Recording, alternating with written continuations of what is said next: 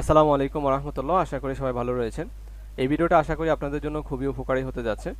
আপনারা যারা আপনাদের ফেসবুক আইডি অথবা ক্লায়েন্টের ফেসবুক আইডির ফলোয়ার বাড়াতে চাচ্ছেন অথবা ফেসবুক আইডির যে বিভিন্ন পোস্ট রয়েছে সেগুলো বিজ্ঞাপন দিতে যাচ্ছেন, আপনারা খুব সহজে এখন বিজ্ঞাপন দিতে পারবেন।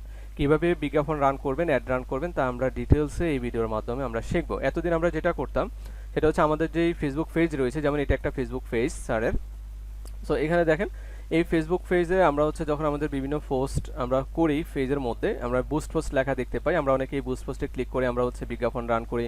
তো আমরা প্রফেশনালভাবে অ্যাড রান করার জন্য আমরা কি করি, অ্যাডস ম্যানেজার অ্যাকাউন্ট ক্রিয়েট করে তারপর আমরা এই যে ক্রিয়েটে ক্লিক করে আমরা হচ্ছে ক্যাম্পেইন রান করি। হয়তো আমাদের পেজের কোনো একটা এক্সিস্টিং পোস্ট আমরা ক্যাম্পেইন রান করি অথবা আমরা কাস্টমভাবে অ্যাড ক্রিয়েট করি, সেটা এখান থেকে, ঠিক আছে, অথবা এই যে বুস্ট পোস্টে ক্লিক করে।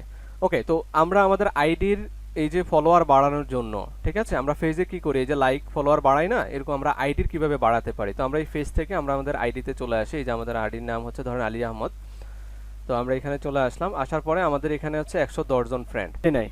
আপনাদেরকে যেহেতু স্যারে বলেছে সবকিছু লাইভ দেখাবো, এই জন্য আসলে কয়েক ঘন্টা অপেক্ষা করেছিলাম।